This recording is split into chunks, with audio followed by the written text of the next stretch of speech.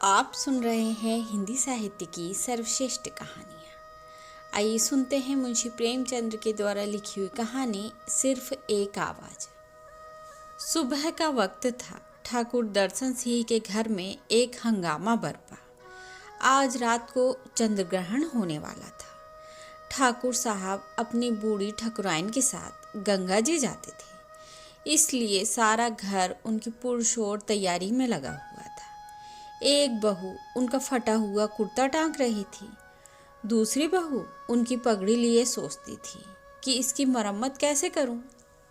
दोनों लड़कियां नाश्ता तैयार करने में तल्लीन थीं, जो ज़्यादा दिलचस्प काम था, और बच्चों ने अपनी आदत के अनुसार एक कोहराम मचा रखा था, क्योंकि हर एक आने जाने के मौके पर उनका रोने का जोश उमंग पर होता था। जाने के वक्त साथ जाने के लिए रोते और आने के वक्त इसलिए रोते कि श्रेणी का बाँट बखरा मनोनुकूल नहीं हुआ। बूढ़ी ठकुराइन बच्चों को फुसलाती थी और बीच बीच में अपनी बहुओं को समझाती थी, देखो खबरदार, जब तक उग्रह ना हो जाए घर से बाहर ना निकलना। हंसिया, छुरी, कुल्हाड़ी इन्हें हाथ से मत छूना। समझाए देती हूँ, मानना चाहे ना मानना। तुम्हें मेरी बात की परवाह है, मुंह में पानी की बूंदें न पड़े। नारायण के घर विपत पड़ी है, जो साधु भिखारी दरवाजे पर आ जाएं, उसे फेरना मत। बहुओं ने सुना और नहीं सुना। वे मना रही थी कि किसी तरह यह यहाँ से टलें। फागुन का महीना है, गाने को तरस गए। आज खूब गाना बजाना होगा। ठाकुर साहब थे तो बूढ़े, लेकिन बुढ़ापे का असर दिल तक नहीं पहुँचा था। उन्हें इस बात का गर्व था कि कोई ग्रहण गंगा स्नान के बगैर नहीं छूटा। उनका ज्ञान आश्चर्यजनक था। सिर्फ पत्रों को देखकर महीनों पहले सूर्य ग्रहण और दूसरे पर्वों के दिन बता देते थे। इसलिए गांव वालों की निगाह में उनकी इज्जत अगर पंडितों से ज़्यादा ना थी तो कम भी ना थी। जवानी में कुछ दिनों फौज में नौकरी भी की थी। उसकी गर्मी अब तक बाकी थी। मजाल न थी कि कोई उनकी तरफ सीधी आंख से देख सके। सम्मान लाने वाले एक चपरासी को ऐसी व्यवहारिक चेतावनी दी थी कि जिसका उदाहरण आसपास के 10-5 गांव में भी नहीं मिल सकता। हिम्मत और हौसले के कामों में अब भी आगे आगे रहते थे। किसी काम को मुश्किल बता देना उनकी हिम्मत को प्रेरित कर देना था।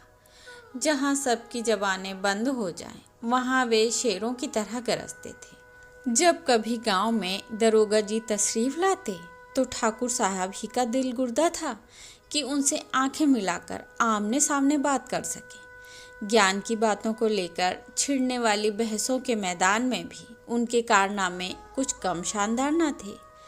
झगड़ा और पंडित हमेशा उनसे मुंह छिपाया करते। गरज ठाकुर साहब का स्वभावगत गर्व और आत्मसम्मान उन्हें हर बारात में दूल्हा बनने पर मजबूर कर देता था। हाँ, कमजोरी इतनी थी कि अपना आल्हा भी आप ही गा लेते और मज़े ले लेकर, क्योंकि रचना को रचनाकार ही खूब बयान करता है। जब दोपहर होते होते ठाकुर ठकुराइन गांव से चले तो सैकड़ों आदमी उनके साथ थे, और पक्की सड़क पर पहुँचे तो यात्रियों का ऐसा तांता लगा हुआ था कि जैसे कोई बाजार है। ऐसे ऐसे बूढ़े लाठियां टेकते या डोलियों पर सवार चले जाते थे, जिन्हें तकलीफ देने की यमराज ने भी कोई ज़रूरत न समझी थी।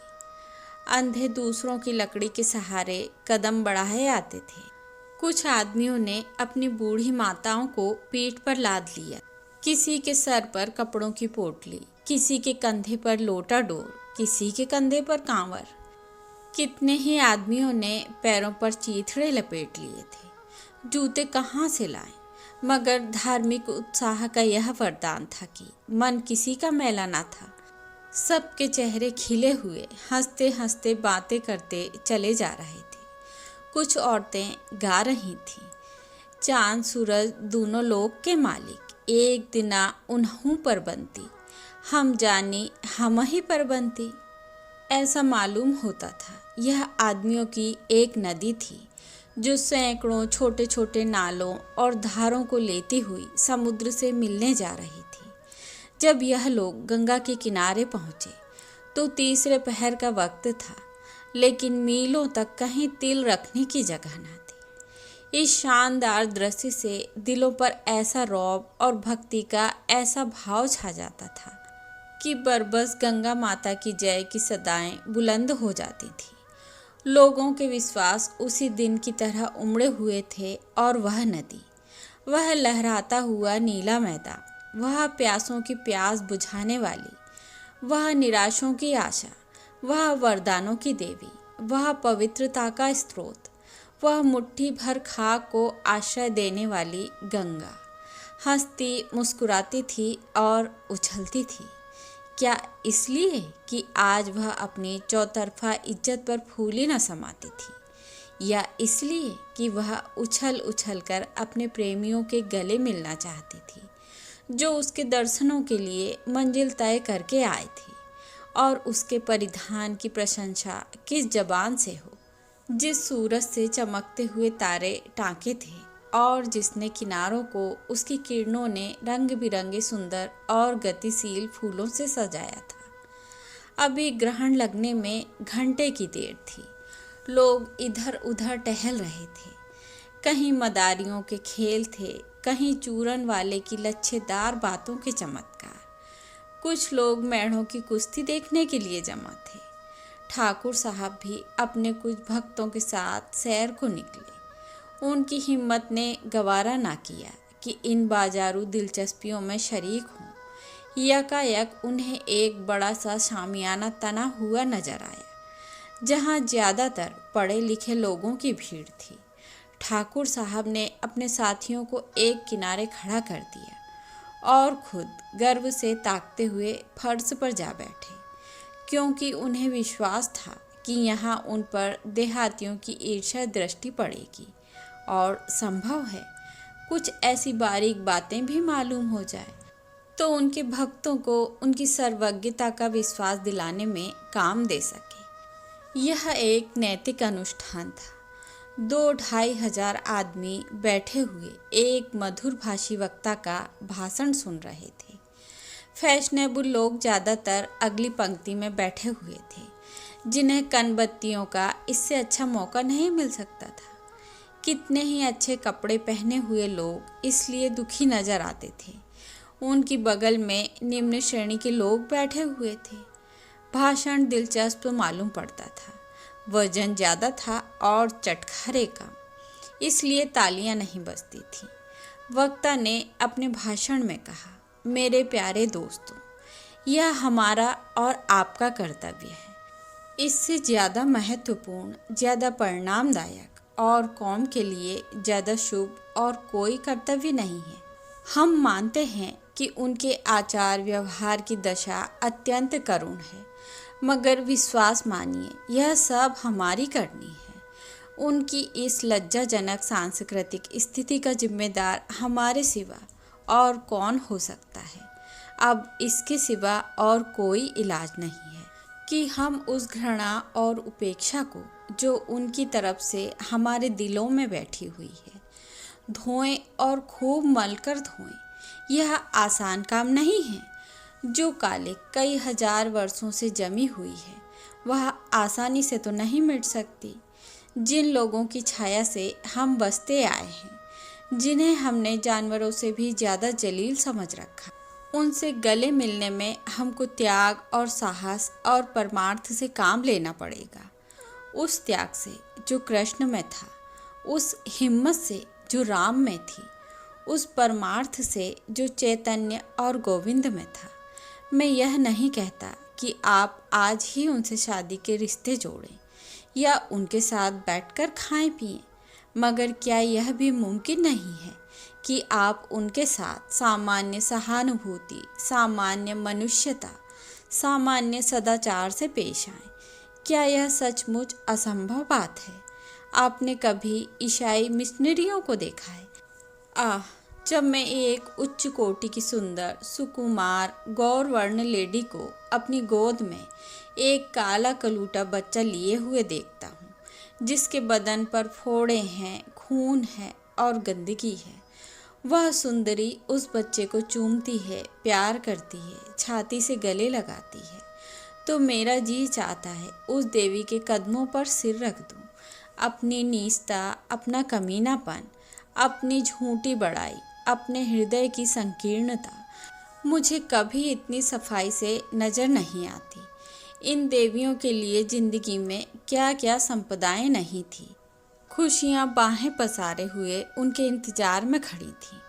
उनके लिए दौलत की सब सुख सुविधाएं थीं, प्रेम के आकर्षण थे, अपने आत्मीय और स्वजनों की सहानुभूतियाँ थीं और अपनी प्यारी मातृभूमि का आकर्षण था। लेकिन इन देवियों ने उन तमाम नेमतों, उन सब सांसारिक संपदाओं को सेवा, सच्ची निस्वार्थ सेवा पर बलिदान कर दिया है। वे ऐसी बड़ी कुर्बानियाँ कर सकती हैं, तो हम क्या इतना भी नहीं कर सकते कि अपने अछूत भाइयों से हमदर्दी का सलूक कर सकें? क्या हम सचमुच ऐसे पस्त हिम्मत, ऐसे बोदे, ऐसे बेरहम हैं? इसे खूब समझ लीजिए कि आप उनके साथ कोई रियायत, कोई मेहरबानी नहीं कर रहे हैं। यह उन पर कोई एहसान नहीं है, यह आप ही के लिए ज़िंदगी और मौत का सवाल है। इसलिए मेरे भाइयों और दोस्तों, आइए इस मौके पर शाम के वक्त पवित्र गंगा नदी के किनारे, काशी के पवित्र स्थान में हम मजबूत दिल से प्रतिज्ञा करें कि आज से हम अछूतों के साथ भाईचारे का सलूक करेंगे, उनके तीज त्योहारों में शरीक होंगे और अपने त्योहारों में उन्हें बुलाएंगे, उनके गले मिलेंगे और उन्हें अपने गले लगाएंगे। उनकी खुशियों में खुश और उनके दर्दों में दर्दमंद होंगे। और चाहे कुछ ही क्यों ना हो जाए, चाहे ताना, तिश्नों और जिल्लत का सामना ही क्यों ना करना पड़े, हम इस प्रतिज्ञा पर कायम रहेंगे।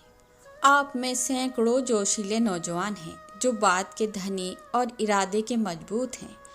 कौन यह प्रतिज्ञा करता है? कौन अपने नैतिक साहस का परिचय देता है?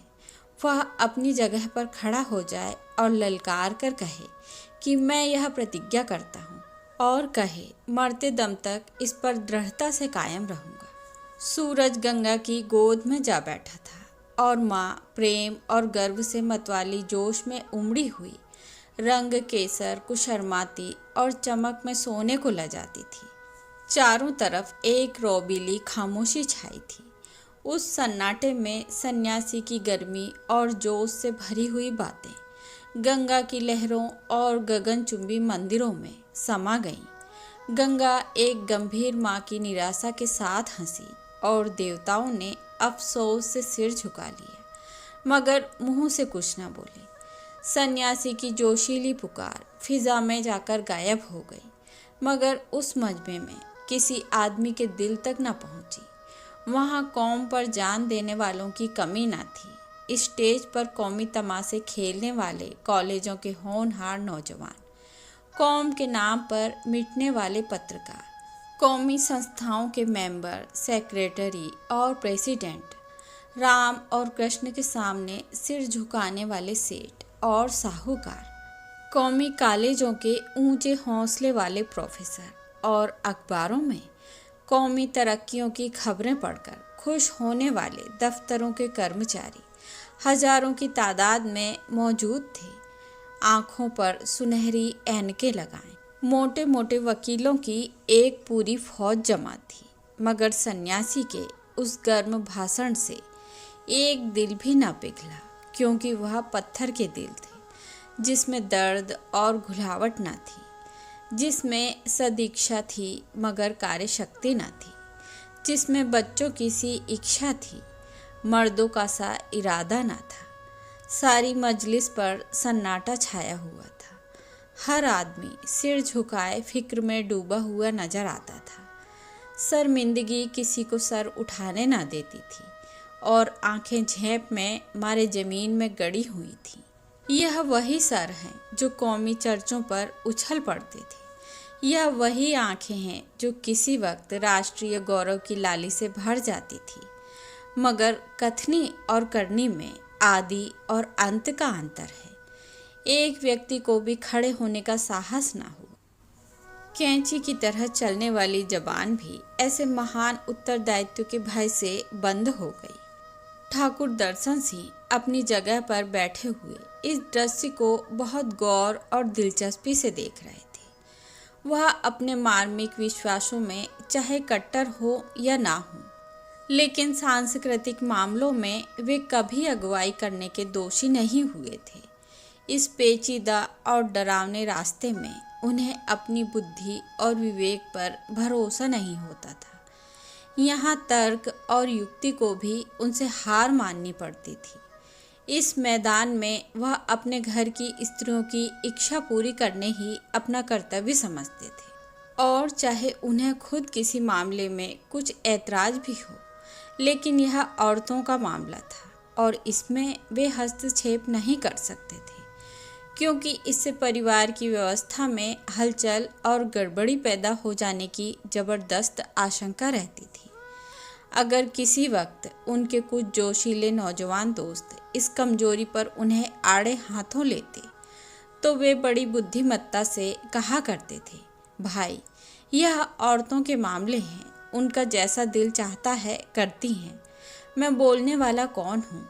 गरज यहाँ उनकी फौजी गर्म मिजाजी उनका साथ छोड़ देती थी। यह उनके लिए तिलिस्म की घाटी थी, जहाँ होश हवास बिगड़ जाते थे और अंधे अनुकरण का पैर बंधी हुई गर्दन पर सवार हो जाता था। लेकिन यह ललकार सुनकर वे अपने को काबू में न रख सके। यही वह मौका था जब उनकी हिम्मतें आसमान पर जा पहुंचती थीं। जिस बीड़े को कोई न उठाए उसे उठाना उनका काम था। वर्जनाओं से उनको आत्मिक प्रेम था। ऐसे मौके पर वे नतीजे और मसलहत से बगावत कर जाते थे, और उनके इस हौसले में यश के लोभ को उतना दखल नहीं था जितना उनके नैसर्गिक स्वभाव का। वरना यह असंभव था कि एक ऐसे जलसे में, जहाँ ज्ञान और सभ्यता की धूमधाम थी, जहाँ सोने की ऐनकों से रोशनी और तरह तरह के परिधानों से दीप्त चिंतन की किरणें निकल रहीं, जहाँ कपड़े लत्ते की नफासत से रोब और मोटापे से प्रतिष्ठा की झलक आती थी, वहाँ एक देहाती किसान को जबान खोलने का हौसला होता। ठाकुर ने इस दृश्य को गौर और दिलचस्पी से देखा। उसके पहलू में गुदगुदी सी हुई, जिंदा दिली का जोश रगों में दौड़ा। वह अपनी जगह से उठा और मर्दाना लहजे में ललकार कर बोला, मैं यह प्रतिज्ञा करता हूँ और मरते दम तक उस पर कायम रहूँगा। इतना सुनना था कि 2000 आँखें अचंभे से उसकी तरफ ताकने लगीं। सुभान अल्लाह, क्या हुलिया थी! गाढ़े की ढीली मिर्जई, घुटनों तक चढ़ी हुई धोती, सर पर एक भारी सा उलझा हुआ साफा, कंधे पर चुनौटी और तंबाकू का बजनी बटुआ, मगर चेहरे से गंभीरता और दृढ़ता स्पष्ट थी।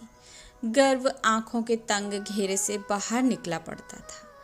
उसके दिल में अब इस शानदार मजमे की इज्जत बाकी न रही थी। वह पुराने वक्तों का आदमी था, जो आग पत्थर को पूछता था तो उसी पत्थर से डरता भी था, जिसके लिए एकादशी का व्रत केवल स्वास्थ्य रक्षा की एक युक्ति और गंगा केवल स्वास्थ्यप्रद पानी की एक धारा न थी। उसके विश्वासों में जागृति ना हो, लेकिन दुविधा नहीं थी, यानी कि उसकी कथनी और करनी में अंतर न था, और ना उसकी बुनियाद कुछ अनुकरण और देखा देखी पर थी, मगर अधिकांशतः भय पर, जो ज्ञान के आलोक के बाद वृत्तियों के संस्कार की सबसे बड़ी शक्ति है। गेरुए बाने का आदर और भक्ति करना इसके धर्म और विश्वास का एक अंग था। संन्यास में उसकी आत्मा को अपना अनुचर बनाने की एक सजीव शक्ति छिपी हुई थी। उस ताकत ने अपना असर दिखाया, लेकिन मजमे की इस हैरत ने बहुत जल्दी मजाक की सूरत अख्तियार की। मतलब भरी निगाहें आपस में कहने लगी, आखिर गंवार ही तो ठहरा, देहाती है।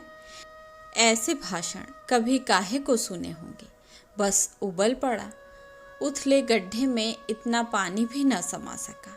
कौन नहीं जानता कि ऐसे भाषणों का उद्देश्य मनोरंजन होता है। 10 आदमी आए, इकट्ठे बैठे, कुछ सुना, कुछ गपशप मारी और अपने अपने घर लौटे। न यह कि कौल करार करने बैठे, अमल करने के लिए कस्में खाएं। मगर निराश सन्यासी सो रहा था। अफसोस, जिस मुल्क की रोशनी में इतना अंधेरा है, वहाँ कभी रोशनी का उदय होना मुश्किल नज़र आता है। इस रोशनी पर, इस अंधेरी, मुर्दा और बेजान रोशनी पर मैं जहालत को अज्ञान और ज़्यादा ऊंची जगह देता हूँ। अज्ञान में सफाई है और हिम्मत है। उसके दिल और जबान में पर्दा नहीं होता, न कथनी और करनी में विरोध। क्या यह अफसोस की बात नहीं है कि ज्ञान और अज्ञान के आगे सिर झुकाएं? इस सारे मजमे में सिर्फ एक आदमी है जिसके पहलू में मर्दों का दिल है और गो उसे बहुत सजग होने का दावा नहीं, लेकिन मैं उसके अज्ञान पर ऐसी हजारों जागृतियों को कुर्बान कर सकता हूँ। तब वह प्लेटफार्म से नीचे उतरे और दर्शन सिंह को गले से लगाकर कहा, ईश्वर तुम्हें प्रतिज्ञा पर कायम रखे। तो यह थी मुंशी प्रेमचंद्र के द्वारा लिखी हुई कहानी सिर्फ एक आवाज़। आशा करती हूँ आप सभी को पसंद आएगी।